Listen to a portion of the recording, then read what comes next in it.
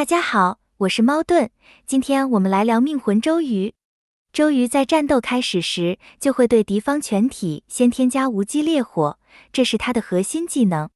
只要敌方每受到或被引爆2次灼烧伤害，就会触发1次无激烈火的伤害。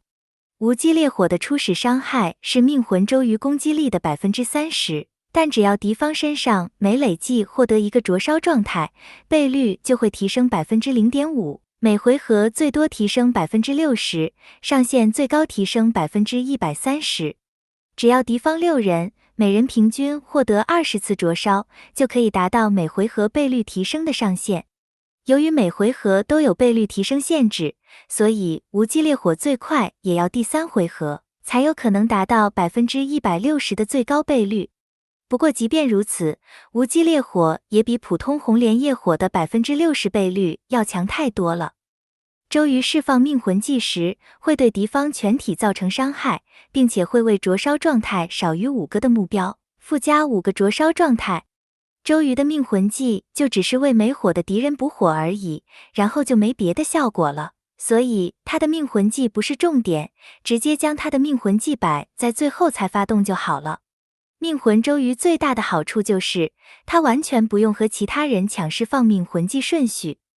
3阶光环效果会提升己方异常命中和异常抗性 40%， 最终命中率与灼烧抗爆率 50%。处于无激烈火的武将，每回合累计造成的引爆伤害无法超过自身最大生命值的 60%。释放命魂技时，还会立即触发1次无激烈火的伤害。这是命魂周瑜用来打火烧内战用的强大能力，只要你带了3红的命魂周瑜，就可以将敌方每回合累计造成的引爆伤害限制在不超过攻击者最大生命 60% 上。若是6人分摊引爆伤害，那么每回合每人最多也只会承受最大生命 20% 的引爆伤害而已，可谓内卷必备武将。光环的第3个能力，在前3回合内，处于无激烈火的武将释放主动技能时，攻击力无法超过敌方攻击力最低的武将，且若无果武将受到伤害时，格挡率低于 15%， 则将格挡率提升至 15%。这是个强大的越战神器，而且侮辱性极强。不管敌方的战力有多高，他的最高攻势放主动技时，攻击力会只剩下和你攻击力最低的武将一样而已。不过这项能力应该只会影响直伤的输出，灼烧的伤害都是敌方行动后或者被引爆后才会触发的，这些都和攻击者当下的攻击力无关。即便主动释放技能施加的灼烧可能会被降低，但这个影响也不是很大了。如今火烧有很多透过被动来放火的能力，这些都不在此技能限制攻击的范围内，直伤类的被动技能也一样。而且火烧现在有 SP 陆逊的火种和命魂周瑜的无激烈火，这种独立高倍率的灼烧，这些才是灼烧现在真正的伤害来源。光环的第4个能力，增强了命魂周瑜的输出能力。敌方武将每被施加20次灼烧，或受到10次无激烈火伤害后，命魂周瑜会对该武将追击1次，造成攻击力 56% 的真实伤害，并使该武将获得持续1回合且不可叠加的标记。持有标记武将的无激烈火每次会触发2段伤害，每回合最多追击10次。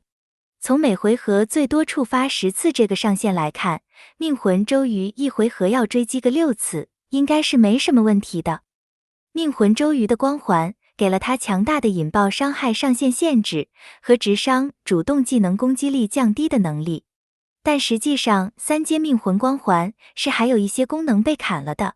本来命魂周瑜还有灵宠抗爆率和伤害减免提升 60%， 无火后会变成 120%， 结果被砍了。无果武将首回合受到的暴击伤害不会超过自身最大生命 7%， 这是个强大的爆伤锁血效果，这些全都被台服砍掉了。3阶本来还有一个强大的减伤效果，敌方每获得一个灼烧状态，最终伤害就会降低 10%， 造成的伤害结果也会降低 5%， 最多可以叠加20层。叠满20层就是最终伤害降低200%和伤害结果降低100%了。不过伤害结果降低被直接砍掉了，最终伤害降低则被移到了5阶上，结果就是让3阶变得不值钱了。5阶命魂强化了光环效果，异常命中与抗性提升，从原来的40%提升到了80%。最终命中率与灼烧抗爆率从原来的50%提升到了100%。无果5将受伤时，若格挡率低于15%，则将格挡率提升至15%。这项能力也被提升成了低于30%格挡率，就提升至30%格挡率。处于无机烈火的武将每回合累计造成的引爆伤害，也会从原来的无法超过最大生命60%变成了30%。武红对光环效果的提升几乎都是双倍的，升幅度非常大。接下来的就是5阶命魂所提供的新能力了。处于火种的敌方武将，无机烈火伤害会无视格挡，同时每次触发伤害时，会额外给目标附加1层灼烧，每回合最多附加10次灼烧。这是命魂周瑜输出的关键能力之一，可以无视格挡，伤害就会高出许多。每次触发伤害会多上1层灼烧，也会加快无机烈火倍率的叠加。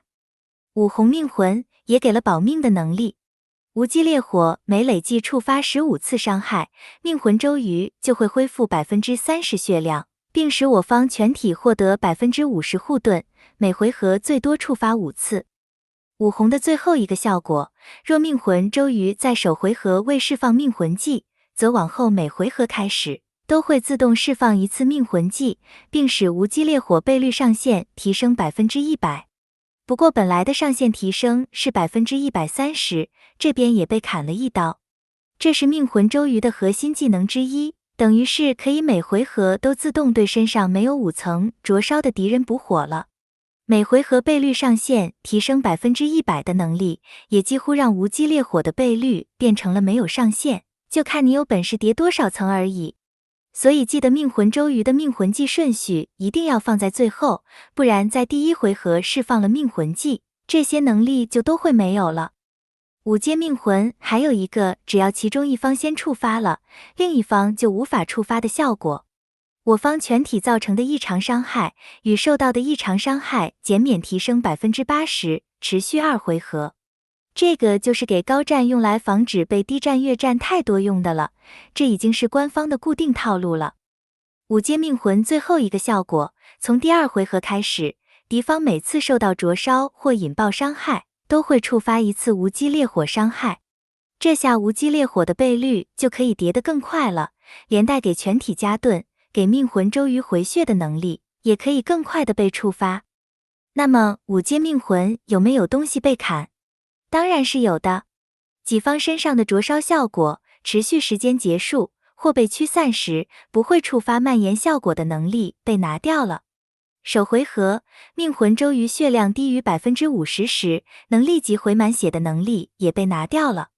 这个能力本来可以触发2次。策划要对命魂周瑜砍这么多刀，主要是为了防止有3红命魂周瑜的低战能越没有命魂周瑜的高战几百亿。二来也许是想对火烧过长的寿命做出一些删减吧。那么命魂周瑜被砍了几刀后，对灼烧队有什么影响？在当前版本是几乎没有影响的，在异火蛇提前上线的情况下，火烧即使不上命魂周瑜，恐怕其他队伍也是打不过火烧的。但在长线上，也许在 SP 姜维的版本，火烧就会变成2线队伍了吧，也算是提前给江天帝让路了。那么被砍了的命魂周瑜还要不要抽？如果你想玩火烧，那么命魂周瑜就是必抽的，即使他被砍了几刀，也还是火烧队最强和最值钱的命魂武将。命魂周瑜可以连接到后续的火毒队中使用，所以寿命长得很。即使是陆服现在的火毒队，命魂周瑜也还在队伍里，当然这时火毒已经是2线队伍了。由于台服3红的强度被削弱了很多，虽然还能用，但强度几乎全都在5红上，所以最终还是要抽满5红的。最后是关于后续命魂的规划建议，之后会再出一支视频来讲解。还请大家先忍一忍，等看完建议后才下手去抽。好了，今天的视频就分享到这里，感谢大家的收看，我们下期再见。